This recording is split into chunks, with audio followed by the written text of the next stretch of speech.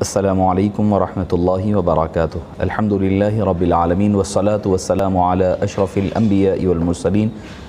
وعلی آلہ وصحبہ اجمعین، اما بعد۔ معزز سامعین کرام، 13ویں پارے کی تشریح اور خلاصہ قرآن پیش خدمت ہے۔ جیسے کہ آپ کے سامنے عرض کیا گیا تھا کہ 12ویں پارے ہی سے حضرت یوسف علیہ السلام کا قصہ اور واقعہ چل رہا تھا، اسی کا تسلسل ہے کہ حضرت یوسف علیہ السلام اپنی قید خانے سے باہر تشریف لاتے ہیں، اور باہر تشریف لانے کے بعد پھر اس کے بعد جو بادشاہ مصر تھا، ملک مصر جو تھا، اس نے آپ کو کہا کہ اتنے سارے جو ارینجمنٹس آپ بتا رہے ہیں کہ بھئی 7 سال تک حفاظت کرنا اناج کی، پھر 7 سال کے بعد ایسے ہونا یہ کیسے ممکن ہوگا؟ تب آپ کو پوچھا کہ آپ کے ہاتھ میں کون سی مملکت دی جائے، تو آپ نے فرمایا قال اجعلنی علی خزائن الارض، لہٰذا مجھے خزانوں کا انچارج بنایا جائے، یعنی ٹریجری کا جو ڈپارٹمنٹ ہے وہ میرے ہاتھ دیا جائے تاکہ میں اس کی بہتر طور پر نگہداشت کر سکوں۔ کچھ عرصے کے بعد بادشاہ نے حکومت کا تخت حضرت یوسف علیہ السلام کے حوالے کر دیا اور وہ بھی دائرہ اسلام میں داخل ہو گئے۔ آپ نے بہت ہی عمدہ طریقے سے انتظامات فرمائے، جو سارے مراحل تھے، مسائل تھے، سب کو حل فرمائے۔ یہ بات یاد رہے کہ آپ کا عہدہ مانگنا اس وجہ سے نہ تھا کہ آپ اپنی ضرورت یا خواہش رکھتے تھے، بلکہ اس بنا پر تھا کہ اگر آپ نہ لیتے تو یہ عہدہ کسی نااہل کے ہاتھ چلا جاتا، تو عہدے کی خواہش و ضرورت نہیں تھی۔ ایک نبی، نبوت کا منصب مل جائے، نبی کا عہدہ ملنے کے بعد اور کون سے عہدے کی خواہش اور طمع رہے گی؟ آپ اس سے اندازہ لگا سکتے ہیں۔ اب یہاں پر سے ذکر آگے بڑھ رہا ہے کہ حضرت یوسف علیہ السلام کے بھائیوں کا مصر میں داخلہ، یعنی ہوا یہ کہ جیسا کہ حضرت یوسف علیہ السلام نے کہا تھا کہ 7 سال تک آرام رہا، مصر والوں نے اپنے سارے غلوں کو محفوظ رکھ لیا، اور جو دوسرے مقامات تھے، اطراف کے لوگ، ان لوگوں نے اس کو محفوظ نہیں رکھا، جس کی وجہ سے ان کے پاس سخت خشک سالی ہو گئی، بارش نہ تھی اور بڑے مسائل پیدا ہو گئے۔ اب پریشان ہو کر کے وہ ادھر ادھر جا کر کے اپنا اناج اور غلہ تلاش کرنے لگے۔ حضرت یوسف علیہ السلام خزانوں پر متعین تھے۔ اس وقت یہ طے کیا گیا قحط کی وجہ سے ہر آدمی کو ایک خاص مقدار کا غلہ دیا جائے گا، یعنی اتنا اناج دیا جائے گا۔ اور یوسف علیہ السلام کے بھائی بھی جب سنے کہ مصر میں ایک آدمی ہے، ان کو نہیں پتا یہ حضرت یوسف علیہ السلام ہے، جب انہوں نے سنا تو وہ چلے آئے، کنعان سے، فلسطین سے مصر کی طرف تشریف لائے، اور لا کر کے عرض کیا انہوں نے کہ اے عزیز مصر، اور پہچانے بھی نہیں، پہنچ گئے اور پہچانے بھی نہیں۔ وجاء اخوۃ یوسف فدخلوا علیہ فعرفهم فهم له منکرون، وہ نہ جانتے رہے اور یہ جان گئے، پہچان گئے۔ انہوں نے کہا کہ ہمیں اناج چاہیے۔ آپ نے اناج وغیرہ دیا، گھر کے ماحول اور گھر کا حال حقیقت پوچھی کہ کون ہے، کہاں سے آئے ہو، کیا کام کرتے ہو، ساری تفصیلات لینے کے بعد آپ نے اپنے سگے بھائی بنیامین کے حوالے سے جب انہوں نے کہا کہ ایک اور بھائی ہے، تو آپ نے پھر ان سے کہا کہ اگر تم آئندہ سال کے لیے آئندہ بار آنے پر اناج لینا چاہتے ہو تو تمہارے لیے ضروری ہے کہ تم اپنے اس بھائی کو لے کر آؤ، اور فرمایا کہ اگر تم نہ آؤ گے قالوا یا ابانا منع منا الکیل فارسل معنا اخانا نقتل وانا له لحافظون، اگر ہم بنیامین کو لے کر نہیں جائیں گے تو ہمیں اناج نہیں دیا جائے گا۔ اور حضرت یعقوب نے کو پہلے سے جھٹکا لگا ہوا تھا حضرت یوسف کا، اب یہ دوبارہ بنیامین کا جانا آپ کے لیے گوارا نہ ہوا۔ آپ نے بڑی منتوں کے بعد، سماجتوں کے بعد، جب انہوں نے اپنے بیگ کھولے، اپنے جو اناج جس میں رکھا ہوا تھا تھیلے کھولے، تو اس میں دیکھا گیا کہ ان کا پیسہ بھی اس میں لوٹا دیا گیا۔ ردت الینا فلما، جب انہوں نے فتحوا متاعهم وجدوا بضاعتهم ردت الیہم، انہوں نے جب اپنے بیگ کھولے تو ان کو نظر آیا کہ ان کے جو مال جو انہوں نے پیسہ دیا تھا وہ بھی واپس لوٹا دیا گیا۔ انہوں نے کہا کہ بابا جان اور کیا چاہیے ہمیں تو پیسہ بھی واپس آ گیا ہے اور ہمیں اناج بھی اگر ہم لے جاتے ہیں تو ملے گا۔ تو اس کے بعد آپ نے حضرت یعقوب علیہ السلام نے اپنے سارے صاحبزادوں سے فرمایا کہ تم ایک دروازے سے مت داخل ہو، لا تدخلوا من باب واحد وادخلوا من ابواب متفرقہ، الگ الگ دروازوں سے گزرو، کہیں ایسا نہ ہو کہ تمہیں نظر نہ لگ جائے۔ اور ساتھ یہ بھی فرما دیا یہ محض ایک تدبیر ہے، باقی کسی نفع اور نقصان وہ اللہ ہی کے اختیار میں ہے اور اس کے دست خود میں ہیں۔ برادران یوسف کا مصر میں دوسرا داخلہ ہوتا ہے بنیامین کے ساتھ۔ وہ حضرت یوسف کے سامنے گئے، حضرت بنیامین کو حضرت یوسف نے جان لیا، پہچان لیا، اور پھر اس کے بعد آپ چاہتے تھے کہ اپنے بھائی بنیامین کو ساتھ رکھے، انہوں نے بتا دیا انا یوسف انت اخوک، کہ تم میرے بھائی ہو، اور فلا تبتئس بما كانوا يعملون، اور گھبرانا نہیں، پریشان نہیں ہونا، جو کچھ ہونے والا ہے اللہ تعالیٰ بما كانوا يعملون وہ سب کچھ جاننے والے۔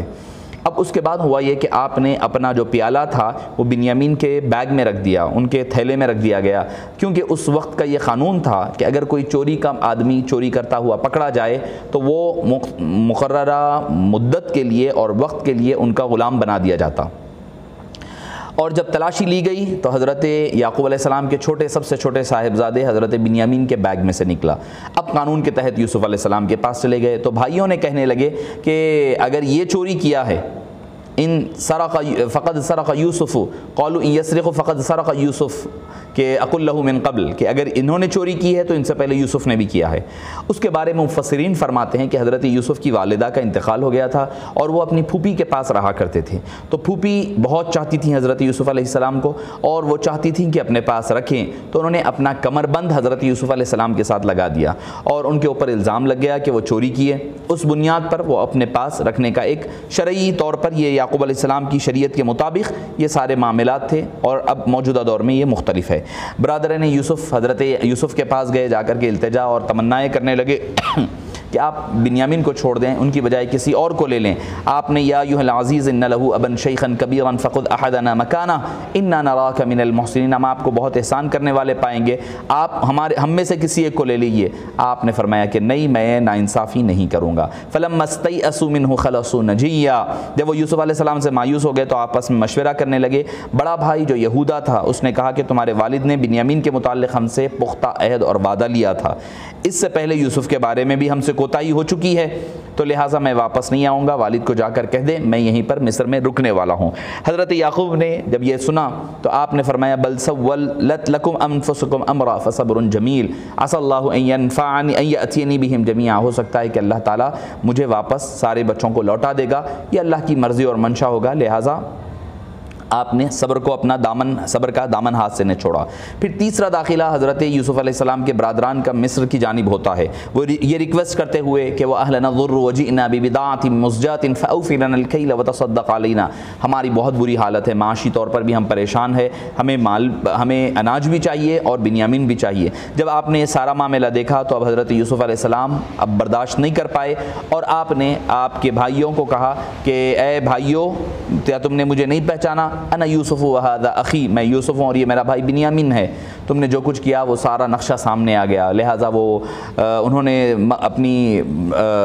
غلطیوں کا اعتراف کرنے لگے۔ آپ نے فرمایا لا تثریب علیکم اليوم، آج کے دن تم سے کوئی مواخذہ نہیں کیا جائے گا، یغفر اللہ لکم، اللہ تمہاری بخشش اور مغفرت فرمائے گا، وہو ارحم الراحمین، اور وہ خوب بخشنے والا اور رحم فرمانے والا ہے۔ اس کے بعد جب بتایا گیا کہ والد صاحب کی آنکھ کی بینائی جا چکی ہے تو انہوں نے پھر فرمایا اذهبوا بقمیصی ھذا فالقوه علی وجه ابی یأتی بصیرا، میرا یہ قمیص لے جاؤ اور لے جا کر کے میرے والد کی آنکھوں پر ڈالو، انشاءاللہ العزیز ان کی بصارت لوٹ آئے گی اور ساری فیملی کو لے آنا۔ جب خاندان حضرت یوسف پھر مصر میں چوتھی مرتبہ جا کر وہ بینائی لوٹ آئی، والد وغیرہ سب کو لے کر کے وہ واپس پلٹ آئے۔ فلما دخلوا علی یوسف آوی الیہ ابویہ علی العرش وخروا له سجدا، جب وہ استقبال کے لیے شہر سے باہر گئے، ان کا استقبال کر کر کے لا کر کے ان کو ان کے عرش پر یعنی ان کی کرسیوں پر بٹھایا گیا۔ اس کے بعد حضرت یوسف علیہ السلام کے آگے ان کے والد والدہ اور ان کے 11 بھائی سجدہ ریز ہو گئے۔ انہوں نے کہا کہ ھذا تأویل رؤیایا من قبل قد جعلها ربی حقا، یہ اللہ تعالیٰ نے جو خواب میں نے بچپن میں دیکھا تھا اس کی تعبیر اللہ تعالیٰ نے اس شکل میں عطا فرمائی۔ اس کے بعد خاتم الانبیاء کی نبوت پر دلیل ذالک من انباء الغیب نوحیہ الیک وما کنت لدیہم اذ اجمعوا امرہم وہم یمکرون، جیسے کہ میں نے شروع سورے میں 12ویں پارے میں عرض کیا تھا کہ یہودیوں نے آزمائش کے لیے آپ صلی اللہ علیہ وسلم سے یہ سوال کیا تھا اگر آپ سچے نبی ہیں تو بتائیے کہ آل یعقوب کنعان سے مصر میں کیسے منتقل ہوئے۔ اللہ نے ان کے جواب کے لیے ساری کی ساری سورت مبارکہ کو نازل فرما دی جس میں آل یعقوب کا تفصیل سے واقعہ اور تذکرہ ہمیں ملتا ہے، اور آپ کا معجزہ اور آپ کی نبوت پر بھی یہ دلیل ہے کہ آپ نے کسی سے پڑھے بغیر سنے بغیر سارے کا سارا واقعہ بیان فرما دیا۔ پھر اس کے بعد فرمایا کہ لقد کان فی قصصہم عبرۃ لأولی الالباب، عقل مندوں کے لیے اللہ نے ان واقعات میں نصیحتیں اور عبرت رکھی ہے، جو سمجھنا چاہے اللہ تعالیٰ اس کے لیے رکھا ہے، بل اگر وہ سمجھنا نہ چاہے تو ان کے لیے کوئی اللہ تعالیٰ کی کتابیں کوئی ان کے لیے فائدہ بخش نہیں ہوگی۔ اس کے بعد سورہ آئے گا سورۃ الرعد،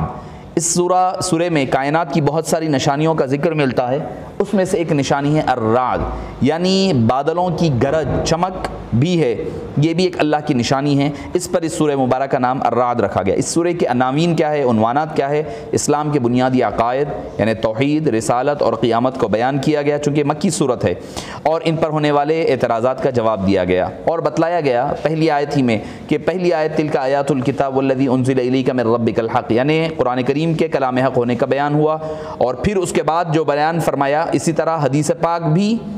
الذی انزل الیک من ربک الکتاب کے حوالے سے من ربک الحق سے مراد حدیث پاک لی گئی ہے۔ جس طرح قرآن کریم وحی الہی ہے اور برحق ہے، اسی طرح حدیث پاک بھی وحی الہی ہے اور برحق ہے۔ وہ وحی جلی ہے، یہ وحی خفی ہے۔ قرآن کریم کے الفاظ و معنی دونوں اللہ کی طرف سے ہوتے ہیں، جبکہ حدیث کے معنی تو اللہ کی طرف سے ہوتے ہیں، بلکہ الفاظ حبیب پاک صلی اللہ علیہ وسلم کی جانب سے ہوتے ہیں۔ پھر اس کے بعد آگے کی آیتوں میں اللہ کی نشانیاں، بڑی بڑی نشانیوں کا ذکر ملتا ہے، اللہ کی قدرت کاملہ کی، آسمان، سورج، چاند بیان کی جا رہی ہے۔ اللہ تعالیٰ نے اتنے بڑے آسمان کو بغیر عمد ترونہا، بغیر ستون کے، بغیر کالمز اور پلر کے اللہ تعالیٰ نے اتنا بڑا آسمان کیسے ٹھہرا دیا؟ ایک چیز ہم بغیر کالم کے، بغیر سپورٹ کے ہم ٹھہرا نہیں سکتے، مگر آسمانوں کو اللہ تعالیٰ نے کیسے بغیر کالم کے ٹھہرایا؟ اس کی عقل مند کے لیے اللہ نے اس میں لآیات لقوم یعقلون، عقل رکھنے والوں کے لیے اللہ نے نشانیاں فرمائی۔ پھر فرمایا فرشتوں کی ذمہ داری کیا ہے؟ فرشتوں کی ذمہ داری یہ ہے کہ یہ اللہ کے حکم سے انسانوں کی حادثات سے حفاظت فرماتے، لہ معقبات من بین یدیہ ومن خلفہ یحفظونہ من امر اللہ، مگر نیک کاموں کے معاملے میں ہوگا تو ایسا نہیں ہے آپ کوئی غلط کام کے لیے یا برے کام کے لیے جا رہے ہیں اور آپ کی فرشتے نگہداشت کریں گے، یہ ممکن نہیں ہے۔ پھر اس کے بعد بتلایا گیا کہ یہاں حق اور باطل کی ایک مثال دی گئی، انزل من السماء ماء فسالت اودیۃ بقدرها فاحتمل السیل زبدا رابیا، کہ یعنی ایک مرتبہ ایسا ہوتا ہے جیسے سیلاب آتا ہے، پانی چڑھ جاتا ہے، اس کے اندر میل کچیل اور جھاگ بھی ہوتی ہے، اور ایسا نظر آتا ہے کہ نہ جانے کیا ہوگا۔ پھر جب جھاگ ختم ہو جاتا ہے اور خالص چیزیں جو لوگوں کے لیے فائدہ مند ہوتی ہے نیچے رہ جاتی ہے، تو ایسے ہی باطل کا ریلا آتا ہے تو بسا وقت ایسا ظاہر ہوتا ہے کہ سب دب جائے گا، اور جب باطل ختم ہو جاتا ہے تو پھر حق ابھر کر کے سامنے آ جایا کرتا ہے۔ اس کا ذکر ملتا ہے متقین الذین یوفون بعہد اللہ، جو اپنے وعدوں کو پورا کرتے ہیں، ولا ینقضون المیثاق، اور اپنے وعدوں کو وہ توڑا نہیں کرتے۔ اور وعدوں کی وفا کرنا یہ اہل ایمان کی پہچان ہے، اور وعدہ پورا نہ کرنا یہ منافقین کی علامت بھی بیان کی گئی۔ کفار کے مطالبات بیان کیے گئے، وَيَقُولُ الَّذِينَ كَفَرُوا لَوْلَا أُنزِلَ عَلَيْهِ آيَةٌ مِّن رَّبِّهِ قُلْ إِنَّ اللَّهَ يُضِلُّ مَن يَشَاءُ وَيَهْدِي مَن يَشَاءُ وَيَهْدِي إِلَيْهِ مَن أَنَابَ، یعنی نبی کریم صلی اللہ علیہ وسلم کو بہت سارے معجزات دیے گئے، لیکن کفار جو فرمائشی معجزات کا مطالبہ کرتے تھے، اللہ تعالیٰ وہ ان کے مطالبات کو پورا نہیں فرماتا۔ کیوں نہیں فرماتا؟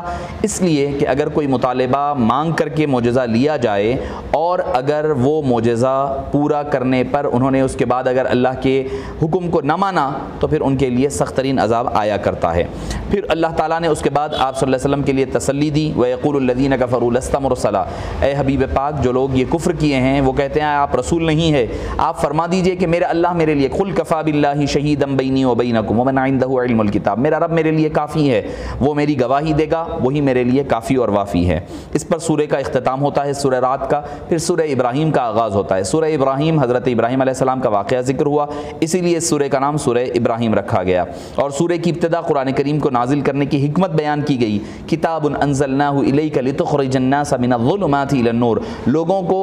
اندھیروں سے نکال کر نور کی طرف لانا، روشنی کی طرف لانا، یہ قرآن کریم کے نازل کیے جانے کا مقصد حیات ہے۔ پھر لوگوں نے پوچھا کہ عربی زبان میں کیوں نازل کیا گیا، وما ارسلنا من رسول الا بلسان قومه ليبين لهم، کہ قرآن عربی میں کیوں نازل ہوا؟ اس لیے ہوا کیونکہ اس قوم کی زبان آپ صلی اللہ علیہ وسلم قریش میں بھیجے گئے، اور قریش کی زبان عربی ہے اور عربی وہ سمجھتے ہیں، اسی لیے اللہ نے قرآن کریم کو عربی زبان میں نازل فرمایا ہے۔ پھر شکر کرنے سے نعمتوں میں اضافے کا ذکر، وَإِذْ تَأَذَّنَ رَبُّكُمْ لَئِن شَكَرْتُمْ لَأَزِيدَنَّكُمْ وَلَئِن كَفَرْتُمْ إِنَّ عَذَابِي لَشَدِيدٌ، اگر اللہ کی شکر گزاری کرو گے تو نعمتیں زیادہ ہوگی، ناشکری کرو گے تو نعمتوں کو گھٹا دیا جائے گا۔ کلمہ طیبہ اور کلمہ خبیثہ، اچھا کلمہ، اچھی بات اور بری بات کیا ہے ذکر کیا گیا، کیسے؟ کلمۃ طیبۃ کشجرۃ طیبۃ اصلھا ثابت وفرعھا فی السماء، فرمایا اچھی بات یہ ہے، اچھا کلمہ یہ ہے ایک جھاڑ کی طرح ہے، کیسے؟ طیبۃ اصلھا ثابت، اس کی جو اصل ہے وہ زمین میں ثابت ہے، گڑی ہوئی ہے، وفرعها فی السماء، اور اس کی ڈالیاں، اس کی برانچز آسمان میں اللہ تعالیٰ نے پھیلا دیا ہے۔ پھر اس کے بعد کلمہ خبیثہ اس پودے کی طرح ہے جو زمین کے اوپر ہی سے اکھاڑ لیا جاتا ہے اور اس زمین کو کوئی اس کا جماؤ یا استحکام نہیں ملتا، یعنی اسے اکھاڑے تو فوری طور پر اکھڑ جاتا ہے، ایسے جس سے مراد حنظل یعنی اندرائن کی بیل وغیرہ جو کہا جاتا ہے، جو اوپری طرح پر رہتی ہے، جس کا پھل جو ہے سخت کڑوا ہوا کرتا ہے۔ پھر اس کے بعد حضرت ابراہیم علیہ السلام کی دعاؤں کا ذکر ہے، وَإِذْ قَالَ إِبْرَاهِيمُ رَبِّ اجْعَلْ هَذَا الْبَلَدَ آمِنًا وَاجْنُبْنِي وَبَنِيَّ أَن نَّعْبُدَ الْأَصْنَامَ، اے باری تعالیٰ میرے اس شہر کو امن والا بنا دے اور میری اولاد میں، اے باری تعالیٰ میری اولاد کو برائی سے محفوظ فرما، وَبَنِيَّ أَن نَّعْبُدَ الْأَصْنَامَ، اور اس چیز سے ان کی حفاظت فرما کہ وہ معبودوں کو یعنی بتوں کی پرستش کر سکے۔ تو اس سے ایک بات اور ایک ثابت ہوتی ہے کہ آپ صلی اللہ علیہ وسلم کے حضرت آدم کی ابراہیم کی دعا ہو رہی ہے، تو آپ کے والدین، آپ صلی اللہ علیہ وسلم کے والدین ایمان پر ہونا، اس بات کی بھی دلیل ملتی ہے۔ پھر فرمایا یہ دعا حضرت ابراہیم نے حضرت حاجرہ اور حضرت اسماعیل کو مکہ مکرمہ چھوڑنے کے بعد فرمائی ہے، اور آج بھی آپ دیکھیں، اور فرمایا کہ اے باری تعالیٰ ربی انی اسکنت من ذریتی بواد غیر ذی زرع عند بیتک المحرم ربنا لیقیموا الصلاة فاجعل افئدة من الناس تهوی الیہم وارزقهم من الثمرات لعلهم یشکرون۔ حالانکہ بنجر زمین ہے، وہاں پر کوئی چیز نہیں اگتی مکے میں، مگر آج آپ جا کر دیکھیں کہ ہر چیز مکے میں ملتی ہے، ہر قسم کا فروٹ، دنیا کا کوئی اگر قسم کا فروٹ اگر کہیں اور ملتا ہوگا کسی دنیا کے کونے میں، وہ فروٹ آپ کو مکے میں ملتا ہے، حالانکہ اگتی ایک چیز نہیں ہے مکے میں۔ اللہ تعالیٰ نے حضرت ابراہیم علیہ السلام کی دعا کو اس طرح قبول فرمایا ہے، تو اس سے معلوم ہوا کہ اپنی اولاد کے لیے رزق، امن، برکت اور ان کی سلامتی کی دعائیں کرتے رہنا چاہیے، دعائیں مانگتی رہنی چاہیے، انبیاء کرام کا شیوا ہے، اور ہمیں بھی اپنی اولاد کے لیے اس کا اہتمام کرنی چاہیے۔ اس کے بعد آخر ایک ہی لائن میں وہ سورہ شروع ہو رہا ہے، اس کا نام ہے سورہ الحجر۔ اس کی مضامین تو آگے آئیں گے۔ اس سورے میں قوم سمود کی بستیوں کا ذکر ہے جو الحجر نام کے علاقے میں رہتے تھے، وَلَقَدْ كَذَّبَ أَصْحَابُ الْحِجْرِ الْمُرْسَلِينَ، تو اس لیے اس سورے کا نام الحجر رکھا گیا ہے۔ یہی ایک ہی آیت پر اس سورے کا اختتام 13ویں پارے کا اختتام عمل میں آتا ہے۔ انشاءاللہ اس کی تفصیلات ہمیں 14ویں پارے میں نظر آئے گی۔ وصلی اللہ تعالی وسلم علی سیدنا محمد وعلی آلہ وصحبہ اجمعین والحمد للہ رب العالمین۔